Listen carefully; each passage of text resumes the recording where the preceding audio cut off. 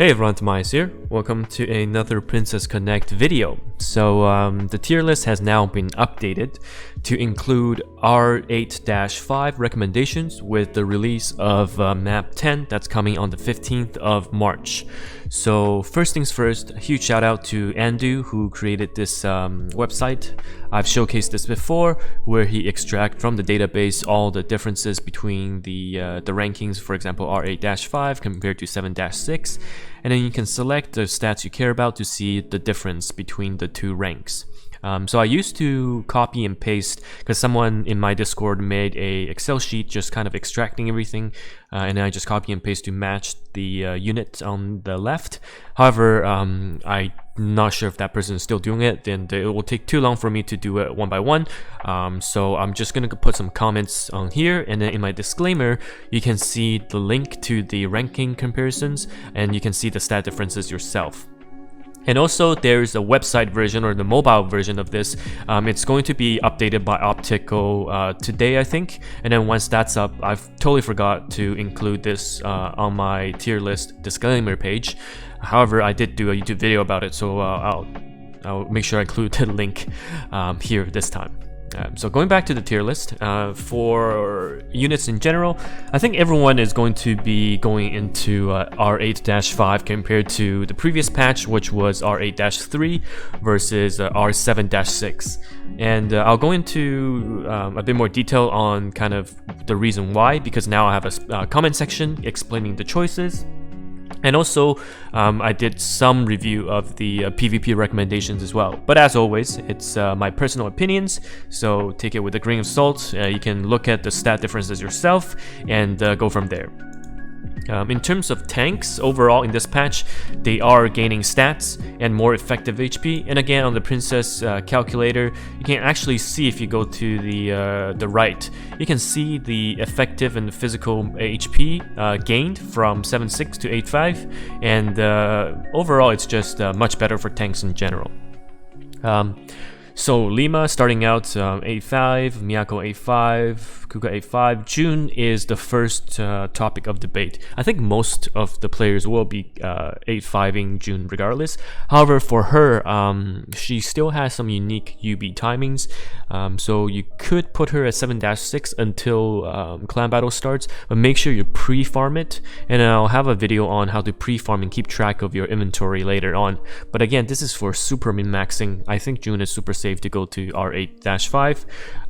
It's only if you need her timings to allow her to UB early to tank some mechanics such as a push or stun or a CC. But yeah, I think the majority of the player will be having June at 8.5. And Kaori, so her and along with a few other frontline DPSs will not be wearing any clothes. So the clothes part is on the left side of the character, and it's the middle centerpiece. And from my knowledge, I think that piece only adds defensive stats, so it has no implications on the character's damage output. And in CB, you sometimes want to make your characters a little bit more squishy, so you can get the UBs out earlier. So again, that depends on how your clan operates and if they want you to keep it at 8-4 or 8-5 for the timelines and the UB timing. But it's not a big deal if you move her to 8-5, it's still fine. And again, for PvP, just get her at max to 8-5 because the extra tankiness helps her survive.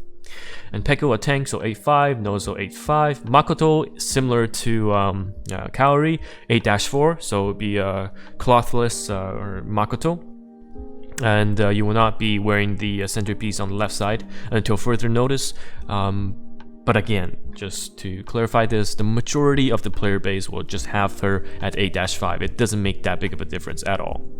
Akino 8.5, Fury is similar to Kaori and Makoto in the sense that you want to keep at 8.4 just in case.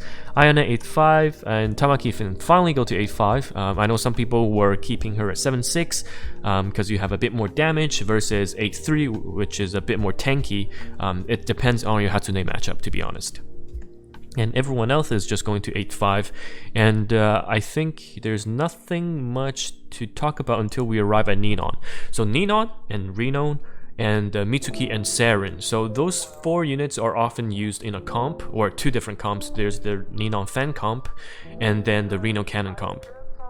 So for these comps, you want to make sure that if you want Ninon to charge faster, you want to have her attack higher than Mitsuki. Because Mitsuki at 5-star, and if you have been focusing on clan battles, your Mitsuki is going to be higher stars. Mitsuki at 5-star 8-5 might have a higher attack than 3-star Ninon 8-5 as well. And we can actually check here if we look at oh, so this only shows the difference, never mind, it will not tell you the stats. So we go to the max stat table and we just look at the physical attack for the units. And if we look right now, Mitsuki is 4848, and if we look at Ninon 4953, but at 5-star Mitsuki might have a higher one. So just make sure you don't break the unit or the comp, because I know for clan battles a few of our members, they upgraded Mitsuki 5-star to 8-3, and by having a higher physical attack than Ninon, it messes up the TP charging sequence, because any enemy Hatsune would tap the Mitsuki, sometimes stop the AoE defense down, and then people would just charge, like Yuki would just charge, would be charging Mitsuki instead. So these 4 units, make sure if you're using them in PvP, you pay attention to the attack stat. And then the rest, the mages will be another point of contention we'll talk about. For generally, mages at 8-5 will gain a lot more magical attack versus the 7-6, which will have, I think, a +5 TP gain versus the 8-5 version. So it really depends on if you value the magic attack more or the UB better. So for Anna, you can see that because her UB actually makes her really squishy, and in the mirror match, you often want your Anna to UB after the enemy Anna has already UB'd. You definitely want Anna to be 8-5.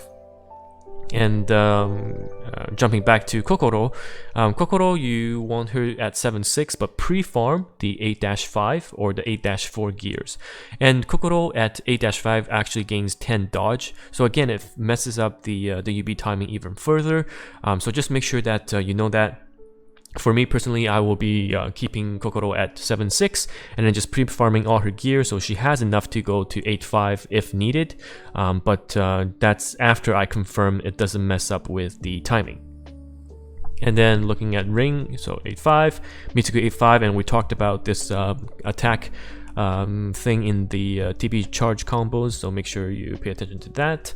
And then Akari and Yuri, so Akari, personally, I would still recommend 8-5 because you get more stats, and the magic attack, let me just go back to the ranking comparison, is quite good, and you also have Akari more tanky. However, she does lose the TP gain, so TP -5, and also because of her being more tanky, her UB might be mistimed or late. So in CB, Akari will be used, if at all, to offer her lifesteal as well as her defense down. And we actually tested a funny comp in Minotaur using Akari just for fun, and it was alright, decent damage. We didn't end up using it, but you can see Akari is definitely going to see some play. So depending on your clan, you want to either keep her at 7-6 or pre-farm the 8-5, or just have her 8-5 for PvP. And then Yuri is the same in terms of, would you prefer more magic attack, or would you prefer an earlier PvP UB? So again, make your call based on your experience. And then the archers, A3, Suzuna A3, Shuri A3. So Io is another mage that I actually probably would recommend 7-6 over 8-5, because for Io, her UB is more important than her magic attack. The Confuse or the Charm is quite good in terms of CC, and I think having her UB come out early is definitely better than having more magic attack. But again, your call, you can look at the stats and make your decision then. Everyone else, 8-5, and then Hatsune, you can decide if you want an earlier UB or more magic attack, and also magic crit for Hatsune. So if we just look at Hatsune's stats, let's go down. Right here, she gains more effective HP, And let's do the crit rate. And she also gains magical crit rate by 22, so it's quite good. Again, I'm not super focused on PvP, so look at the stats and make your own judgment.